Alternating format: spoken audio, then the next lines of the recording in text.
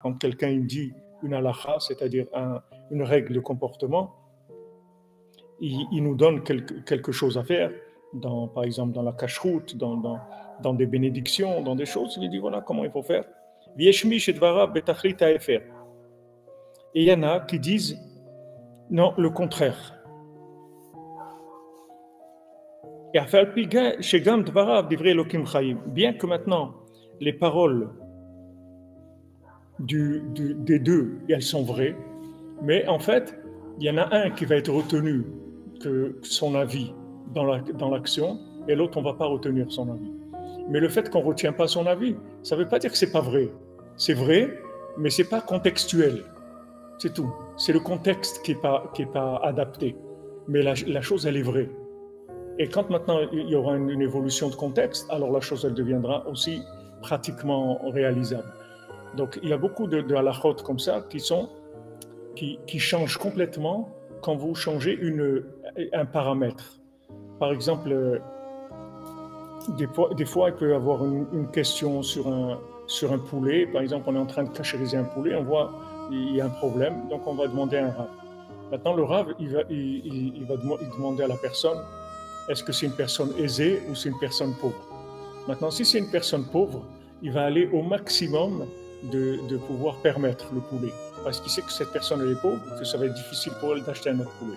Si la personne est aisée, au contraire, il va faire le zèle maximum.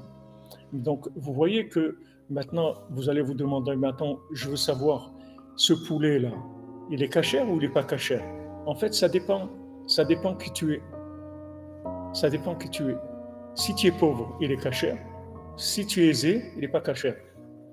Mais lui, le poulet lui-même, il n'y a pas de poulet lui-même. Il n'y a pas. Et toute la vie, c'est comme ça. Tout est relatif. Il n'y a pas de choses qui sont... c'est comme ça. Il n'y a pas que c'est comme ça. Il n'y a pas. Ça dépend des conditions, c'est tout. Quelqu'un, il est malade, alors ça change. Les règles, elles changent. Un bébé, par exemple. Un bébé ou un petit enfant. Qu'on doit s'occuper des enfants, leur donner à manger, comme s'occuper. Aujourd'hui, il y a beaucoup de parents qui ils posent comme ça le manger, ils ne s'occupent pas de donner à manger à l'enfant. Mais il faut donner à manger aux enfants, il faut s'occuper d'eux. Il ne faut pas les laisser comme ça, leur mettre le manger et dire bon, je vais préparer à manger et tout, s'il veut, il mange, s'il ne veut pas, il ne mange pas. Non, non, il faut qu'il mange. Parce qu'un enfant, il est en danger. Il a un digne de quelqu'un qui est en danger. C'est pas quelqu'un qui est dans un état de santé, de pleine santé. Un enfant, il est fragile. Donc maintenant, par exemple, Shabbat, on va avoir le droit de faire des choses qui sont interdites pour un adulte, mais pour un enfant, on va le faire. Parce qu'un enfant, même en bonne santé et tout, il a le statut d'un malade, même s'il est en bonne santé. Il a un statut parce qu'il est faible. Donc, vous voyez, la halakha, elle suit toujours la personne, elle s'adapte toujours avec la personne. Donc, il n'y a pas de vérité absolue dans la halakha. Parce que tout le principe de la halakha, le mot halakha, ça veut dire halikha, c'est-à-dire je marche. La halakha, elle est faite pour nous aider à avancer. Donc, elle va voir où on se trouve et par rapport à ça, elle va nous dire voilà, tu fais comme ça tu fais pas, ça tu fais oui, ça tu fais.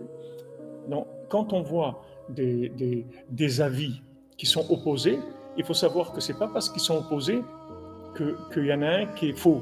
Les deux sont vrais. Seulement un, il est contextuel pour maintenant, et l'autre pour l'instant, c'est pas quelque chose de praticable pour l'instant.